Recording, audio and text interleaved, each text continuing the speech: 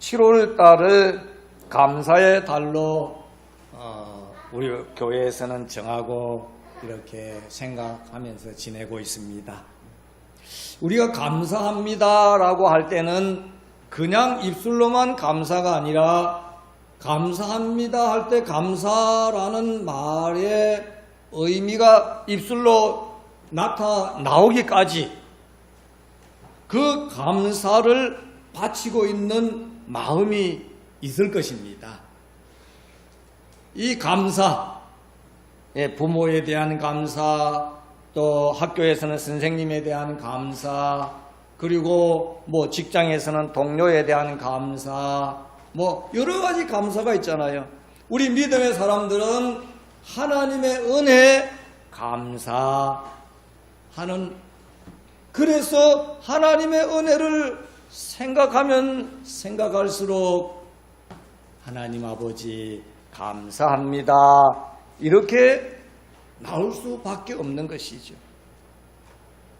그럴 때에 이제 이 감사가 조금 더 격을 갖춘다면은 아멘 하고 하나님 앞에, 이 아멘 한다고 하는 것은 감사를 초월해서 모든 것이 하나님의 뜻입니다 하는 그런 의미이지요. 내가 이렇게 숨쉬고 있는 것, 이렇게 살아있는 것, 내가 내 재주로 내가 능력이 있어서 강건하기보다는, 잘 살기보다는 하나님께서 눈에 보이진 않지만은 나의 모든 발걸음을, 생의 발걸음을 하나님께서 지금까지 인도해 주시고 지금도 함께 해 주시고 하나님의 은혜 속에 내가 삽니다. 2020년도 복음송 중에 가장 자주 우리 불려지는 찬송가는 은혜 없으면 뭘 살 수 없다 하는 그런 내용이죠. 은혜 아니면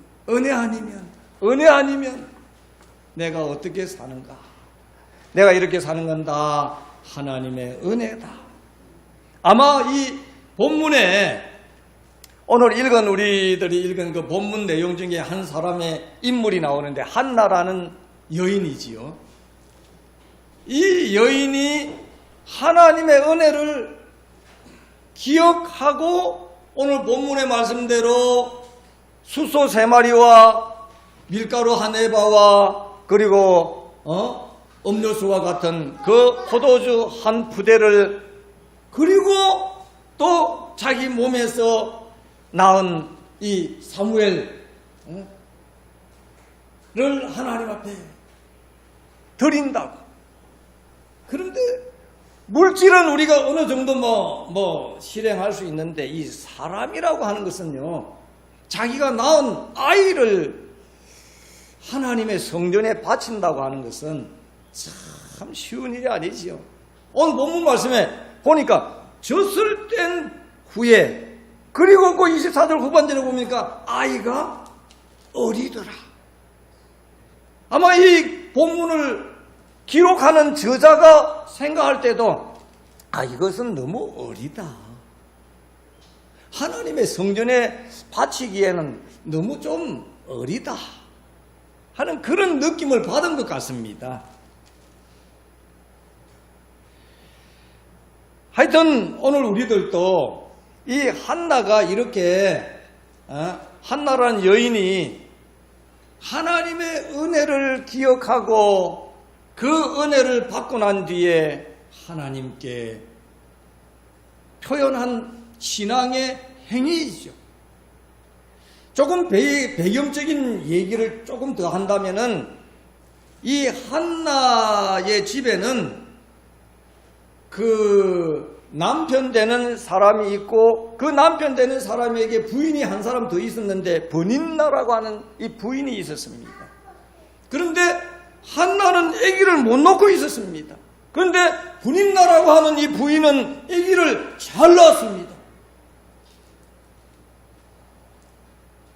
아마 그래서 자격지심인지 모르지만은 남편이 한나가 생각할 때에 이 분인나한테 더 마음이 가는 것 같은 느낌이 드는 거예요. 아기를 낳아준 이 분인나한테.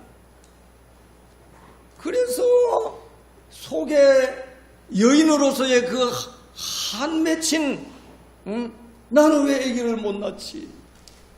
나는 왜 남편에게 아기를 못 안겨드리지?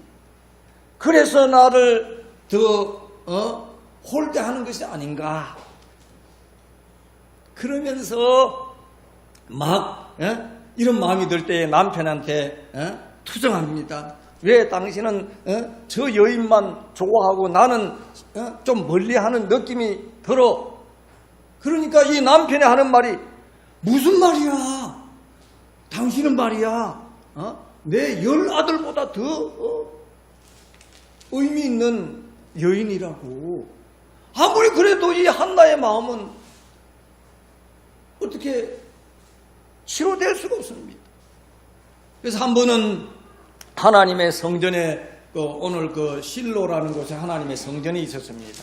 그곳에 올라가서 이 한나도 남편을 따라서 올라갔습니다. 한 번은 그렇게 해서 따라가서 기도를 하는데 자기는 아이를 못 낳으니까 하나님 아버지 저에게 잉태하는 은혜를 좀 달라고 막 아마 속으로 기도한 것 같습니다. 얼마나 간절하게 기도했던지 옆에서 지켜보던 목사님 엘리 목사님이 그 당시 제사장이죠. 어떤 여인이 막 이렇게 막 중얼중얼 하는데 보니까 꼭 술 취한 것 같은 느낌입니다. 그래서 이복의 여인이요, 여기서 출수령하는 장소 아니니까 딴 데 가서 좀 그렇게 하라고. 이러니까 한나는 제사장님 저는 술주정하는 것이 아닙니다. 마음에 맺힌 한이 너무 커서 그렇게 보인 것입니다. 뭔데? 저희 가정에는 저를 포함해서 아내가 여인이 둘이 있는데 한 여인은 아기를 잘 놓는 사람이고요. 저는 아기를 못 낳는, 그래서 남편이 저한테 홀대하는 여인으로서 이 가슴 아픈 마음으로 기도한 것입니다. 그렇구나. 그래서 엘리 제사장이 내년 이맘때에 아마 하나님께서 당신에게 아기를 주실 것입니다. 편안히 집으로 내려가시기 바랍니다. 아니나 다를까 그 해에 아기가 생겼습니다. 한나에게. 그리고 얼마나 감사했겠습니까? 그래서 이제 그런 배경을 가지고 있는 상황에서 오늘 본문의 내용을 이제 우리가 보면은 그런 상황이었구나. 젖을 뗀 후에 이 사무엘이 기도를 해서 얻은 그 아기가 젖을 뗀 후에 이제 하나님의 성전에 올라갔구나. 그래서 이 하나님의 은혜를 기억하고 하나님께서 나에게 기도 응답으로 주신 이 아이를 저도 또한 하나님께 바칩니다. 그러면서 성전에 젖을 뗀 아이, 어린 아기, 아마 젖을 뗄 정도면 어느 정도 될까요? 한 6개월 지났을까요? 젖을 떼면? 한 6개월 지난 그런 아기를, 아이라기보다는 아기죠. 아기를 하나님의 성전에 두고 오는 그 의미의 마음 한번 생각한다면은, 이 한나라는 사람은 참 하나님의 은혜를 대단히 생각하지만은 또 자기에게 큰 아픔 이상으로 하나님께서 베풀어 주신 그 크신 은혜를 기억하는 사람이구나 하는 것을 생각하면서 오늘 이 7월달 감사의 달에 이 여인의 그 하나님의 은혜를 생각하는 것 오늘 우리들도 한번 생각해 봤으면 좋겠다. 그런 마음으로 오늘 이 본문의 말씀을 가지고 사랑하는 성도님들과 함께 또 이렇게 생각하는 것입니다.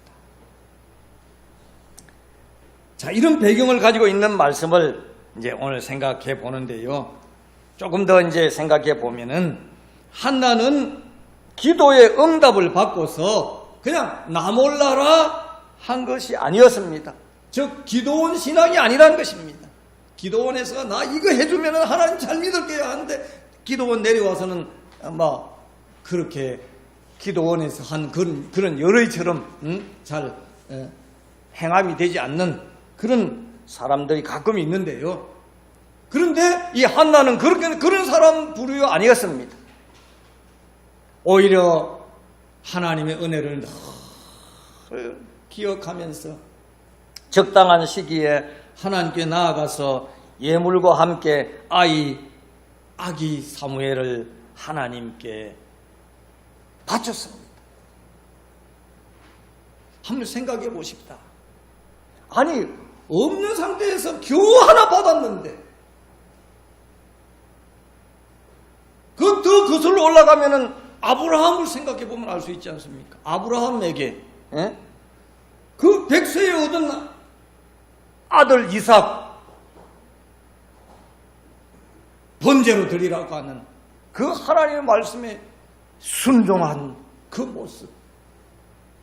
아마 한나의 마음은 그런 아브라함의 믿음의 순종의 모습이 아닐까 이렇게도 생각해 봅니다. 한나는 하나님의 은혜를 기억하고 그 하나님께 보답하는 행함이 있는 믿음을 나타냈습니다. 야고보서 2장 18절 말씀에 이런 말씀이 있습니다. 혹이 가로되 너는 믿음이 있고 나는 행함이 있으니 행함이 없는 내 믿음을 내게 보이라. 나는 행함으로 내 믿음을 내게 보이리라. 이런 말씀은 바로 오늘 본문에 나타난 이 한나와 같은 믿음의 사람을 가리키는 것입니다. 즉 믿는 사람은 행함이 있어야 됩니다. 말만 번들하며 하는 것 안 하는 것보다 낫겠지만은 말대로 믿습니다 했으면은 그 믿음대로 하나님께서 이 믿습니다 할 때는 하나님께서 원하시는 마음이 있지 않습니까? 독생자를 보내시기까지 이렇게 하면서까지 우리 사람들이 어떻게 살아야 할 것인지를 하나님께서 바라시면서 이 독생성자 예수 그리스도를 우리에게 보내셨다는 것 우리가 생각하면서 예수님께서 우리들이 어떻게 살아야 할 것인가를 단적으로 본다면 예수님이 공생의 기간 3년 동안에 30살부터 3년 동안에 한 행적이 마태, 마가, 누가, 요한복음에 이렇게 일부분이 나와져 있지만은요. 정말 우리가 예수 그리스도를 구세주로 믿는다고 하는 그 예수님께서 하나님의 백성들이 이 땅에서 어떻게 살아야 할 것인가? 사랑하는 삶을 살아야 됩니다. 우로는 하나님을 사랑하고 그리고 함께 사는 사람들을 사랑해야 된다. 그게 이제 예수님께서 우리에게 요구하신 것입니다. 그 사랑도 어떤 사랑이냐? 신명기에 이미 이런 사랑이 있는데 이스라엘 백성들이 이 사랑을 너무 자기 중심적으로 사람 중심으로 해석을 하면서 이 사랑의 의미를 생활한 거예요. 그래서 나한테 잘해주는 사람한테는 사랑하고 나를 핍박하는 자는 사랑하지 않고 원수같이 여기는 그런 것이 아니라는 것입니다. 예수님께서 가르쳐주신 사랑은 새 계명을 너희에게 주노니 서로 사랑해라고. 서로 사랑해라고.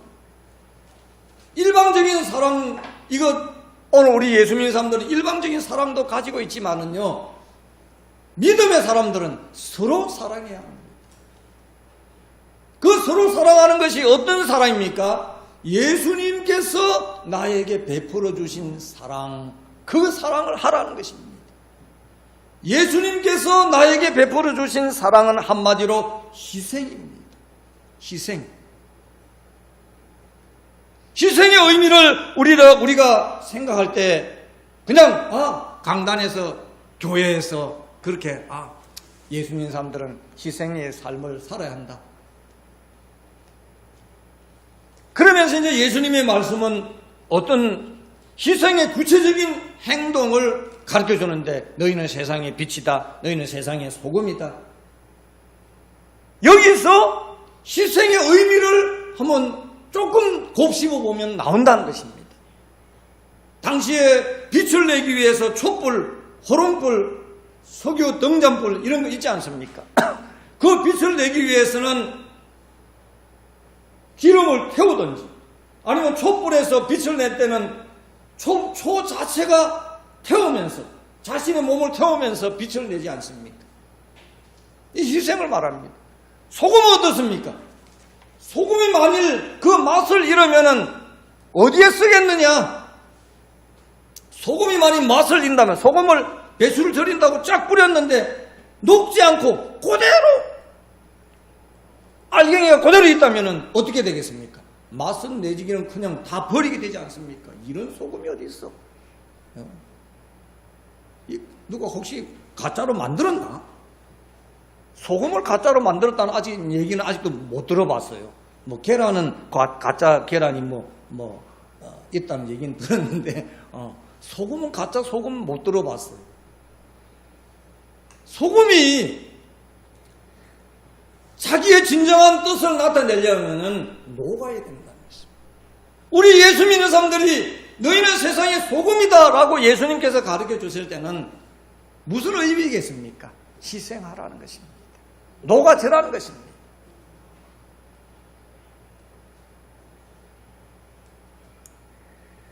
저 행함이 있는 믿음을 좀 얘기하다 보니까 여기까지 왔는데요. 오늘 하나님의 은혜 기억하는 한나 얘기하다가 지금 조금 너무 멀리 온 것 같아가지고 다시 바로 잡습니다. 그렇습니다. 한나는 최선을 다하여 힘껏 하나님 은혜를 기억하고, 그리고 자기가 할 수 있는 최선의 것으로 드린 모습을, 하나님께 드린 모습을 볼 수 있습니다. 젖을 뗀 후에 그를 데리고 올라갈새 수소 셋과 가루 한 에바와 포도주 한 가죽 부대를 가지고 실로 여호와의 집에 나아갔는데 아이가 어리더라. 우리가 아이는 그냥 들었다 치고요. 수소 셋, 황소 3마리, 오늘날도 아마 우리 시대에 소 1마리 하나님께 드린다고 하는 건 쉬운 일이 아니지 않습니까? 그것도 황소를, 수소를, 그걸 3마리나 하나님의 성전에 감사의 예물로, 그리고 가루 한 에바는 제가 성경의 도량경을 찾아보니까 한 에바는 약 우리가 생각하는 대박 있지 않습니까? 대박이 12개 정도 대박 되는 것. 그리고 포도주 한 가죽 부대, 오늘날 같으면 한 병, 한 말 이렇게 할 텐데, 당시에는 용기가 발달이 안 됐기 때문에 액체를 담는 용기를 어디에 담냐면 짐승을 잡으면 그 가죽을 통해서 그 가죽 속에 이걸 담았습니다. 그래서 가죽 부대라고 합니다. 참 이 물질적인 것도 쉽지 않았지만은 한나가 드린 것 중에는 더 어려운 것은 이 아기 사무엘을 하나님께 바쳤다고 하는 것. 오늘 본문에 24절 보면 젖을 뗀 후에, 그리고 아이가 어리더라. 한나는 자신의 예물에 대하여 자신 헌물은 물론이거니와, 그러나 더 안타까운 것은 아기 사무엘을 모성애를 초월하고 하나님의 성전에 바쳤다고 하는 것. 이건 참 희생 중에 희생이라고 말할 수 있습니다. 여인이 다른 것 다 양보해도 새끼는 양보 안 합니다. 그런 게 여인의 마음 아닙니까? 어미 마음 아닙니까? 다른 건 다 양보할 수 있어도. 그런데 한나는 이 아기까지도 하나님께 양보했다는 것입니다.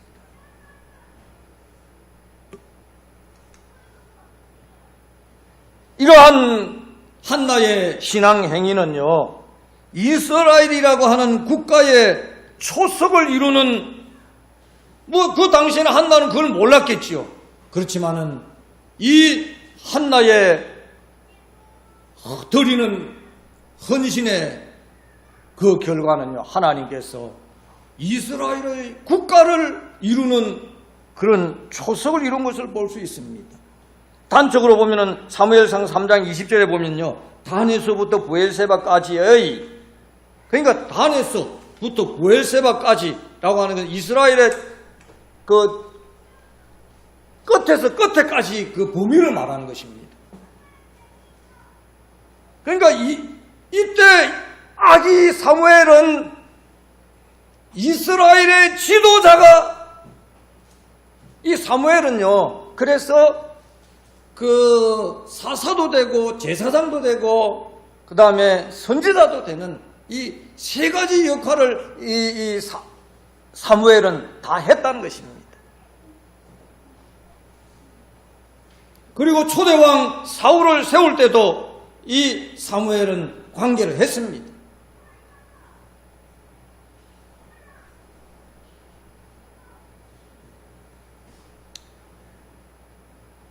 이런 그 한나에게요, 하나님께서 어떻게 하셨겠습니까? 아이 하나도 귀한 한나에게 성경에 보니까요, 사무엘상 2장 21절 그 말씀에 보면은요, 하나님께서 그 한나를 축복하셨는데 여호와께서 한나를 권고하사 그로 잉태하여 세 아들과 두 딸을 낳게 하셨고 아이 사무엘은 여호와 앞에서 자라니라. 복 중에 이런 복보다 더 큰 복이 어디 있겠습니까? 아마 한나는 아기에게도 신앙 교육을 잘 시킨 것 같습니다. 세상에 한번 생각해 보십시오. 아기를 실로까지 데리고 오긴 왔는데 하나님께 놓고 가려고 하니까, 성전에 놓고 가려고 하니까 아기가 안 떨어지면 어떡하겠어요? 엄마, 나 왜 가? 나 두고 가. 바락바락 우는 그 아기 두고 뒤돌았을 그 의미가 누가 있겠습니까? 그런데 아마 젖 먹일 때부터 얘야, 너는 이제 좀 있으면 하나님의 성전에서 자라야 돼. 아마 그런 교육을 은연중에 한 것 같습니다. 조금 하는 것, 접하는 그 아이한테. 그러니까 오늘 본문의 말씀에 그 28절에 보면 그러므로 나도 그를 여호와께 드리되 그의 평생을 여호와께 드리나이다 하고 그 아이는 거기서 여호와께 경배하니라. 그 꼬마가 뭘 알겠습니까? 그렇지만은 경배하니라.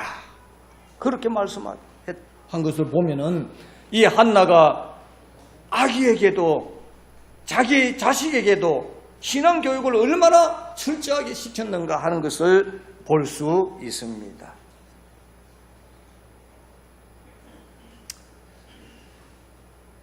오늘 우리들이 이 말씀을 보면서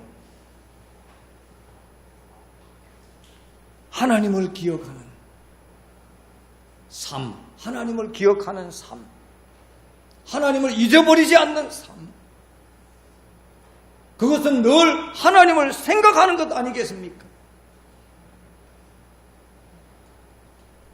예수님께서 떡을 떼시면서 잔을 나누면서 이 땅에서 마지막 그 저녁을 제자들과 함께 나누면서 밥숟가락 돌리며 또 물잔을 돌리며 너희는 먹고 마실 때마다 나를 생각해라. 무슨 말씀이겠습니까? 십자가에서 내 살이 찢기고 십자가에서 흘리신 그 보혈, 피 생각하라는 말씀이죠. 바울 사도가 이 사실을 고린도 교인에게 한 말씀에 보면은 너희가 이 떡을 먹으며 이 잔을 마실 때마다 주의 죽으심을 오실 때까지 전하는 것이니라. 예, 기억하는 삶에 우리가 아침을 먹고 점심을 먹고 저녁을 먹고 이 뭔가 먹는 행위를 통해서 우리 예수님께서는 액체를 고체를 밥을 먹을 때 물을 마실 때 그때 예수님 생각해라는 것입니다. 참으로 한 여성으로서 믿음으로 하나님께 소원을 단호하게 이행하는 모습은 참 아름답습니다. 오늘 우리 믿음의 사람들도 항상 나 같은 죄인 살리기 위하여 독생성자 예수 그리스도를 십자가의 희생을 실천하신 하나님의 은혜를 기억하고 감사하는 마음으로 신앙을 실천하는 삶을 살기를 오늘 우리들도 나도 그렇게 좀 되어야 좋겠다. 이런 희망이라도 좀 가졌으면 하는 마음입니다. 자, 하나님의 은혜를 기억하는 한나 오늘 말씀을 생각하면서 본문의 말씀 사무엘상 1장 24절에서 28절까지 말씀 이 자막에 있습니다. 다시 한번 읽어봅시다. 시작. 젖을 뗀 후에 그를 데리고 올라갈새 수소 셋과 가루 한 에바와 포도주 한 가죽 부대를 가지고 실로 여호와의 집에 나아갔는데 아이가 어리더라. 그들이 수소를 잡고 아이를 데리고 엘리에게 가서 한나가 가로되 나의 주여 당신의 사심으로 맹세하나이다. 나는 여기서 나의 주 당신 곁에 서서 여호와께 기도하던 여자라. 이 아이를 위하여 내가 기도하였더니 여호와께서 나의 구하여 기도한 바를 허락하신지라. 그러므로 나도 그를 여호와께 드리되 그의 평생을 여호와께 드리나이다 하고 그 아이는 거기서 여호와께 경배하니라. 아멘.